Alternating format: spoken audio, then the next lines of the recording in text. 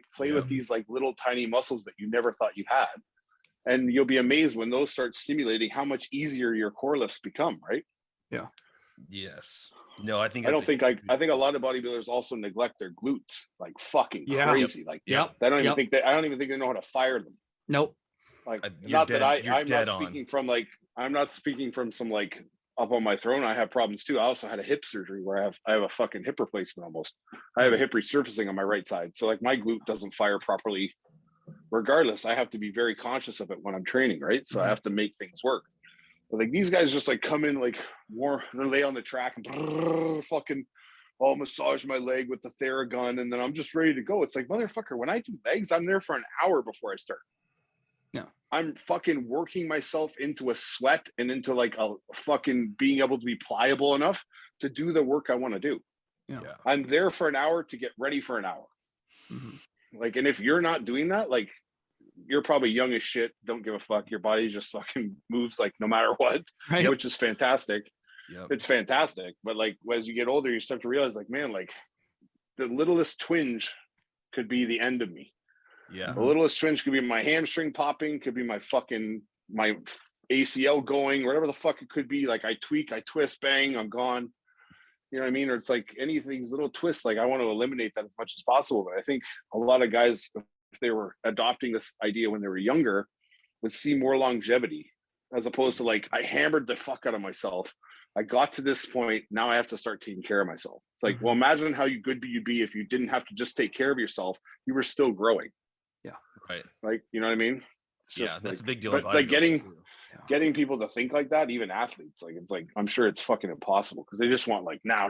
They want it better. They want it now, and in a lot of their cases too. I mean, in bodybuilding is the same way, but athletics, you know, you have collegiate athletics, and you have majority of the time it's 3 years, and then you're going pro, or you might not, and that's your window for making as many improvements as you can to make the money in the big show. So it's, I mean, Dustin can speak for this too. He's been collegiate athletics.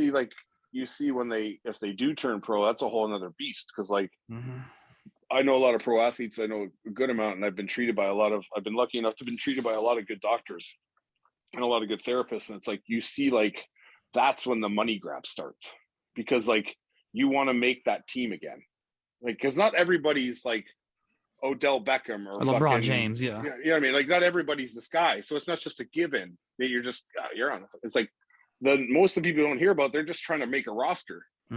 So it's like, what do I need to do to make another roster to get fucking paid for another year? Yeah. And then hopefully they resign me. Maybe they don't. Oh, I got to make another team, right? It's like you see these guys going through this fucking cycle, like where it's like they have to be the best all the time. So like they're paying for this guy, they're paying for this diet, they're paying for this training, they're paying for this type of therapy. And it's like this crazy industry where like they're selling these guys snake oil all the time. Where it's just like, oh, if you do this, we'll increase your speed. You're in the 40 by like 0.5 seconds and like this and this. It's just like, and you see all this nonsense. And then you see someone who's just like a gifted athlete and they just step out there and fucking kill it. And you're like, oh, okay. So I'm just not meant to be here. Right. Like, and as much as they're here, for me to get here is tens of thousands of dollars, hours and hours of hard work. And then they're going to leave me again. Right. You know what I mean? So it's just like, it's the same in bodybuilding. Like these guys there's Ronnie Coleman. There's not going to be another Ronnie Coleman, guys. No. Like it's done. That's a once in a lifetime fucking talent. That's the greatest Mr. Olympia to ever walk the planet. Say what you will when he got older. Of course he looked worse when he got older. He's fucking older. Like, what do you expect him to fucking be Superman all the time? Yeah. But in his prime, no one could touch that guy. No. Like it was not even close, man. You line up every Mr. Olympia with him. I don't care if you put Dorian in his prime next to Ronnie. He kills Dorian. Yeah. He smashes him. And I love Dorian Yates. But it's just like, man, like you just have to understand, like sometimes you're just not cut out for this shit.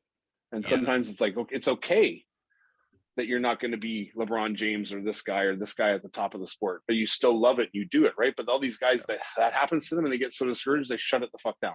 Yeah.